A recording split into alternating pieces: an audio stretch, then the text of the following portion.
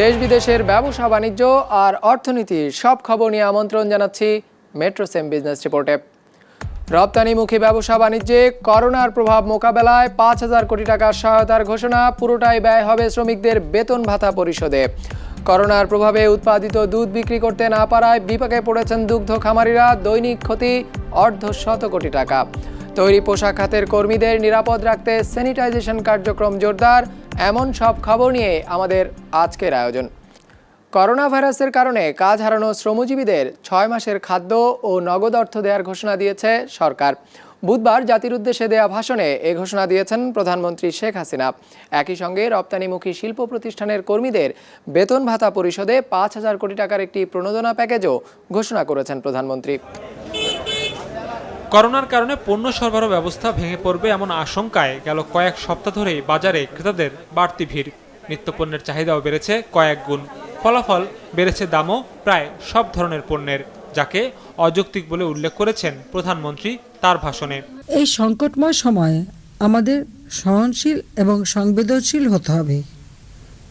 কেউ সুযোগ নেওয়ার চেষ্টা করবেন না। বাজারে কোনো পণ্যের ঘাটতি নেই।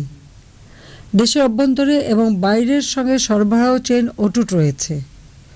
অযৌক্তিকভাবে নিত্য প্রয়োজনীয় জিনিসপত্রের দাম বৃদ্ধি করবেন না। জনগণের দুর্ভোগ বাড়াবেন না।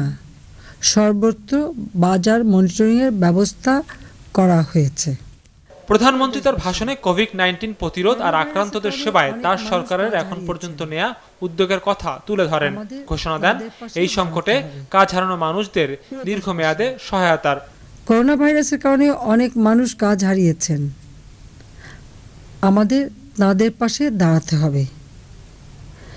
নিম্ন আয়ের ব্যক্তিদের ঘরে ফেরা কর্মসূচির আওতায় নিজ নিজ গ্রামে সহায়তা প্রদান করা হবে। গৃহহীন ও ভূমিহীনদের জন্য বিনামূল্যে ঘর এবং 6 মাসের খাদ্য ও নগদ অর্থ প্রদান করা হবে। জেলা প্রশাসককে এ ব্যাপারে নির্দেশ দেওয়া হয়েছে। ভাষাঞ্চলে 1 লাখ মানুষের থাকার ও কর্মসংস্থান উপযোগী আবাসন ব্যবস্থা গড়ে তোলা হয়েছে। সেখানে কেউ যেতে চাইলে সরকার ব্যবস্থা গ্রহণ করবে। করোনার ক্ষতি সামাল দিতে ব্যবসায়ীদের জন্য সরকারের দেয়া বেশ কিছু সুবিধার কথা তুলে ধরেন প্রধানমন্ত্রী। বলেন, আগামী জুন পর্যন্ত কেউ ঋণ খেলাপি হবে না। স্থগিত করা হয়েছে এনজিওগুলোর ঋণের কিস্তি। বাড়ানো হয়েছে রপ্তানি আয় আদায়ের সময়সীমা। আমাদের শিল্প উৎপাদন এবং রপ্তানি বাণিজ্যে আঘাত আসতে পারে। এই আঘাত মোকাবেলায় আমরা কিছু আপৎকালীন ব্যবস্থা গ্রহণ করেছি। রপ্তানিমুখী শিল্প প্রতিষ্ঠানের জন্য আমি 5,000 কোটি টাকার একটি প্রণোদনা প্যাকেজ ঘোষণা করছি। এই তহবিলের অর্থ দ্বারা কেবল শ্রমিক কর্মচারীদের বেতন ভাতা পরিশোধ করা যাবে। 23 মিনিটের ওই ভাষণে প্রধানমন্ত্রী চলমান দুর্যোগ মোকাবেলায় সব ধরনের স্বাস্থ্যবিধি মেনে চলার আহ্বান জানান দেশবাসীকে। সৌরভ রহমান, বিজনেস রিপোর্ট, মাছরাঙা টেলিভিশন। করোনা ভাইরাসের প্রাদুর্ভাবে সারা দেশে মানুষের যাতায়াত সীমিত হয়ে যাওয়ায় বিপাকে পড়েছেন দুগ্ধ খামারিরা। দোকান ও ব্যবসা প্রতিষ্ঠান বন্ধ থাকায় প্রতিদিন প্রায় 1.5 কোটি লিটার দুধ অবিকৃত থেকে যাচ্ছে।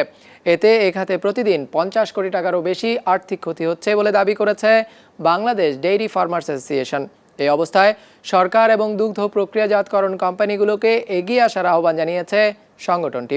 বুধবার একটি ভার্চুয়াল সংবাদ সম্মেলনে এসব বক্তব্য তুলে ধরা হয়। প্রতিদিন গড়ে প্রায় 2.5 কোটি লিটার দুধ উৎপাদিত হয় সারা দেশে ছড়িয়ে থাকা প্রায় 3 লাখ দুগ্ধ খামারে, যার বড় অংশের ক্রেতা মূলত মিষ্টির দোকান, হোটেল কিংবা রেস্তোরাঁগুলো। কিন্তু করোনা ভাইরাসের প্রাদুর্ভাব বেড়ে যাওয়ায় গত 3 দিন ধরেই বন্ধ আছে প্রায় সব ধরনের দোকানপাট। এতে ধস নেমেছে তরল দুধের চাহিদায়। খামারিদের হিসেবে প্রতিদিন প্রায় 1.5 লাখ লিটার দুধ অবিকৃত থাকছে খামারে। এতে আর্থিক ক্ষতির মুখে পড়েছেন এ খাতের উদ্যোক্তারা। উৎপাদনের প্রায় 84% দুধ খামারিরা বিক্রি করে বিভিন্ন মিষ্টির দোকানি ও বাসা বাড়িতে।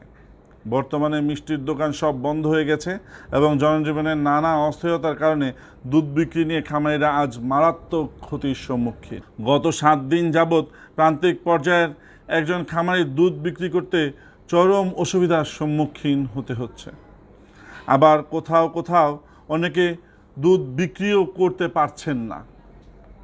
বর্তমান পরিস্থিতিতে সমগ্র দেশে প্রতিদিন গড়ে প্রায় 120 থেকে 150 লাখ লিটার দুধ অবিকৃত থেকে যাচ্ছে, যার অর্থনৈতিক বাজার মূল্য প্রায় 57 কোটি টাকা। হিসেব বলছে বর্তমানে দেশে দুধের চাহিদা প্রায় 1,40,00,000 মেট্রিক টন, যার প্রায় 70% যোগান দিচ্ছেন স্থানীয় খামারিরা। গেল 5 বছরে এ খাতে বড় বড় বিনিয়োগ এসেছে তরুণ উদ্যোক্তাদের কাছ থেকেও। এমন অনিশ্চিত পরিস্থিতিতে গ্রামের প্রান্তিক খামারিদের পাশাপাশি হুমকির মুখে পড়েছেন এসব উদ্যোক্তারাও। এ অবস্থায় দুধ প্রক্রিয়াজাতকারী প্রতিষ্ঠানগুলোকে এগিয়ে আসার আহ্বান জানিয়েছে ডেইরি ফার্মার্স অ্যাসোসিয়েশন। আমাদের দেশে 3টি বড় কোম্পানি প্রতিদিন প্রায় 3.5 লক্ষ লিটার দুধ সংগ্রহ করে গুঁড়া দুধ তৈরি করার সক্ষমতা আছে।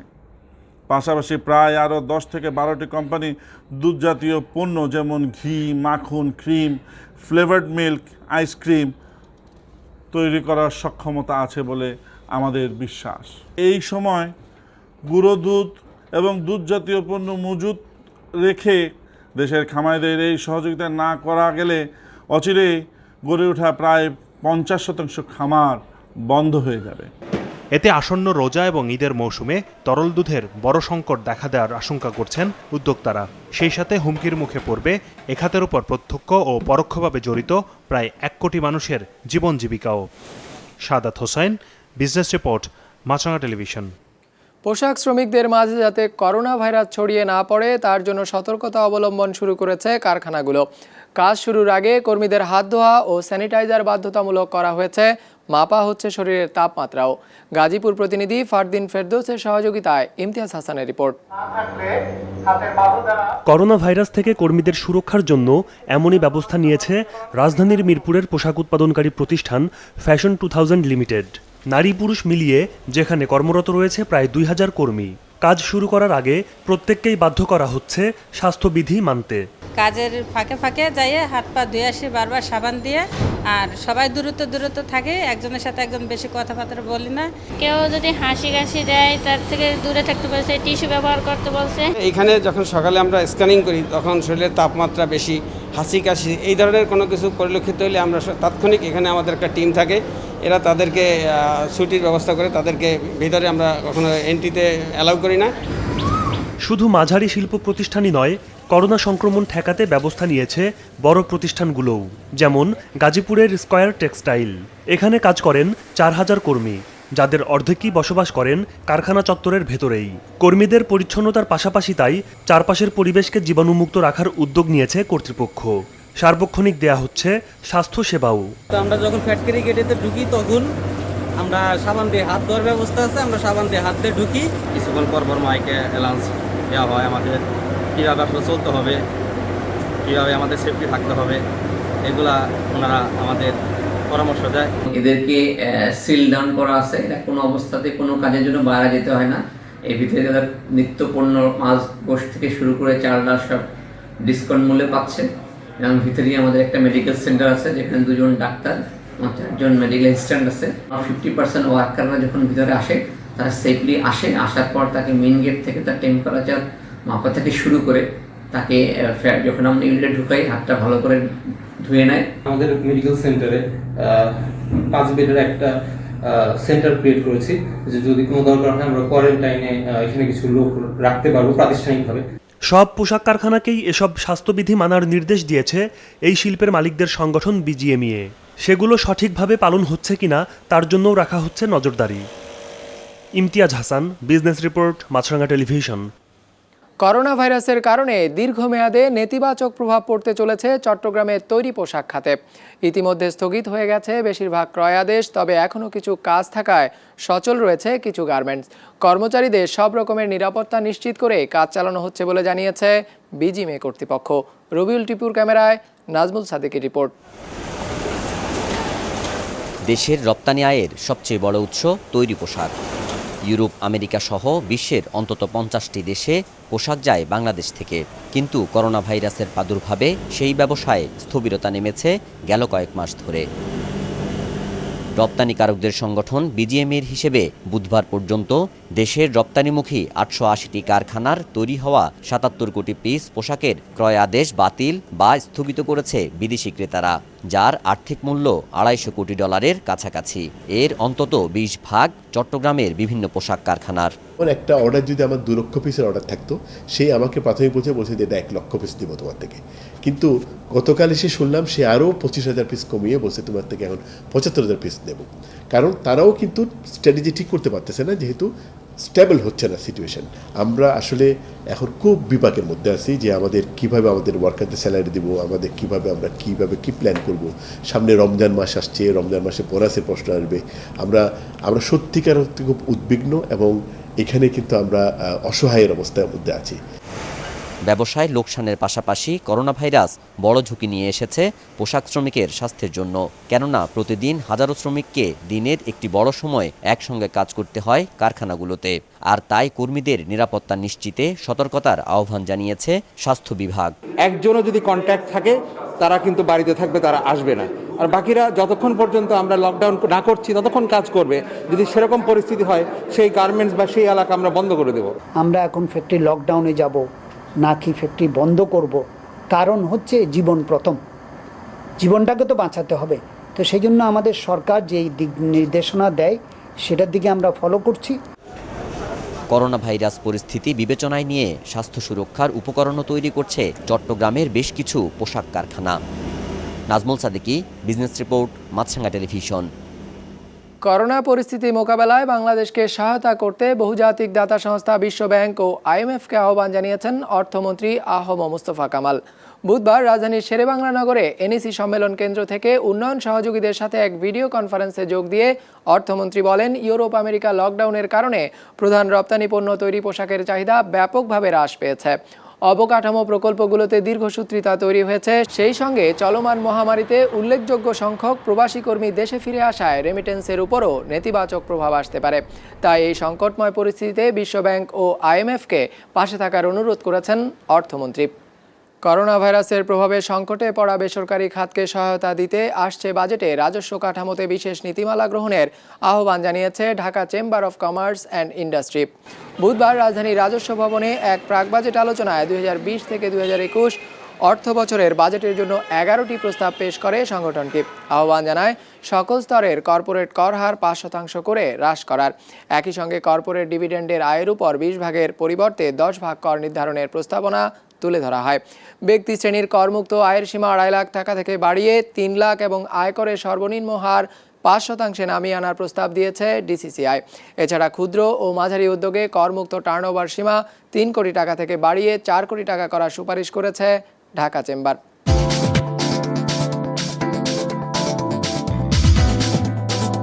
লম্বা ছুটির আগের শেষ কার্যদিবসে ইতিবাচক ধারায় লেনদেন শেষ হয়েছে ঢাকার পুঁজিবাজারে। সার্বিক সূচক ডিএসইএক্স 31 পয়েন্ট বেড়ে দাঁড়িয়েছে 4008-এ। লেনদেন হয়েছে 348 কোটি টাকার। হাতবদল হওয়া শেয়ার ও মিউচুয়াল ফান্ডের মধ্যে দর বেড়েছে 96টির, কমেছে 17টির আর অপরিবর্তিত রয়েছে 236টির দর। এবার বাজার নিয়ে বিশ্লেষণ শুনবো অ্যালায়েন্স ক্যাপিটাল অ্যাসেট ম্যানেজমেন্টের। বিগত অনেকগুলো সেশনস পরে আজকে মার্কেটে একটি ঊর্ধ্বগতি প্রবণতা লক্ষ্য করা যায়। ইন্ডেক্স 31 পয়েন্ট বৃদ্ধি পেলেও অধিকাংশ সেক্টরসের স্টক আনচেঞ্জ ছিল। শুধু ব্যাংক এবং ফার্মাসিউটিক্যাল সেক্টরসের মোস্ট অফ দ্য স্টকসের প্রাইস আজকে বৃদ্ধি পায়। আজকে অনেকগুলো ব্যাংকসের ইন্ডেক্সে পজিটিভলি কন্ট্রিবিউট করে। তার মধ্যে অন্যতম হলো Exim bank, UCB, city bank এবং প্রাইম ব্যাংক। মার্কেটে আজকে 348 কোটি টাকা ট্রেড হয়, যা বিগত সেশনসের তুলনায় অনেকটুকুই বেশি। টার্নওভারে pharmaceuticals and chemical sector lead করে, followed by banking sector. Institutional investors like ব্যাংকসের মডারেট বাইংয়ের কারণে আজকে মার্কেট কিছুটা ভালো পারফর্ম করে, কিন্তু রিটেল ইনভেস্টার্সদের পার্টিসিপেশন এখন অনেক কম। অ্যাজ উই ক্যান সি, মার্কেটে buyers have gone down. Corona ভাইরাসের কারণে টোকিও অলিম্পিক 1 বছর পেছানোয় জাপানের $600 কোটি ক্ষতির মুখে পড়ার আভাস দিয়েছেন অর্থনীতিবিদরা।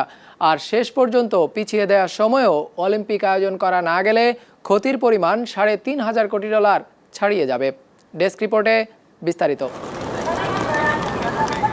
করোনা ভাইরাসের প্রভাব পড়েছে সারা বিশ্বে, অর্থনীতি কিংবা ক্রীড়াঙ্গন। করোনার কারণে ক্ষতির মুখ দেখেনি এমন খাত খুঁজে পাওয়া দুষ্কর। তবে বছরের শুরু থেকে করোনা ভাইরাসের প্রাদুর্ভাব বাড়তে থাকায় এবছর আদৌ অলিম্পিক আয়োজন হবে কিনা তা নিয়ে অনিশ্চয়তায় ভুগছিল সংশ্লিষ্টরা। তবে সব অনিশ্চয়তা দূর হয়ে যায় মঙ্গলবার টোকিও অলিম্পিক পেছানোর সিদ্ধান্ত আসার পর। জাপানের প্রধানমন্ত্রীর সঙ্গে আমার এই বিষয়ে কথা হয়েছে। আমরা করোনা ভাইরাস মহামারীতে জনগণের স্বাস্থ্য ঝুঁকি নিয়ে চিন্তিত, তাই অ্যাথলিট এবং সংশ্লিষ্টদের স্বাস্থ্য সুরক্ষার বিষয় বিবেচনা করে আমরা টোকিও অলিম্পিক 1 বছর পেছানোর সিদ্ধান্ত নিয়েছি। সত্যি বলতে খুব দ্রুতই এই সিদ্ধান্ত নেওয়া হয়েছে, তবে আমাদের সবার উচিত এই সিদ্ধান্তকে ইতিবাচকভাবে গ্রহণ করা, এবং আমি চাই অ্যাথলিটরা যেন 2021 সালে অনুষ্ঠিত হতে যাওয়া আয়োজনটির জন্য প্রস্তুতি চালিয়ে যায়। অলিম্পিক পেছানোয় ক্ষতির মুখে পড়তে যাচ্ছে জাপানের অর্থনীতি। 2020 সালে দেশটির জিডিপি লক্ষ্যমাত্রার চেয়ে 0.8% পর্যন্ত কমে যাওয়ার আশঙ্কা করছেন সংশ্লিষ্টরা, এবং আয়োজনটিকে কেন্দ্র করে জাপানের অনেক ব্যবসা প্রতিষ্ঠান স্পন্সর বাবদ ইতিমধ্যে $300 কোটি বেশি ব্যয় করেছে। ফলে মিশ্র প্রতিক্রিয়া দেখা গেছে দেশটির জনগণের মধ্যে। আমার ধারণা বেশিরভাগ অ্যাথলিটই অলিম্পিক পিছিয়ে দেওয়ার বিষয়টি পছন্দ করছেন না, কারণ 4 বছর ধরে তারা এই আয়োজনের অপেক্ষায় আছেন। এছাড়া আমি জাপানের অর্থনীতি নিয়েও শঙ্কিত। সত্যি আমি আমার ট্যাক্স নিয়ে শঙ্কিত। অলিম্পিক পিছিয়ে যাওয়ার ফলে আমাকে যে অতিরিক্ত খরচ গুনতে হবে সেটি আমাকে কে দেবে? করোনা পরিস্থিতি নিয়ন্ত্রণে না আসলে আগামী বছরও আয়োজন মাঠে গড়ানো নিয়ে শঙ্কা দেখা দেবে টোকিও অলিম্পিকের, যার ফলে বাতিল হয়ে যেতে পারে আয়োজনটি। তবে আয়োজনটি বাতিল হলে প্রায় $3,600 কোটি ক্ষতির মুখে পড়বে জাপান। মুস্তাফা তাহান, বিজনেস রিপোর্ট, মাছরাঙ্গা টেলিভিশন।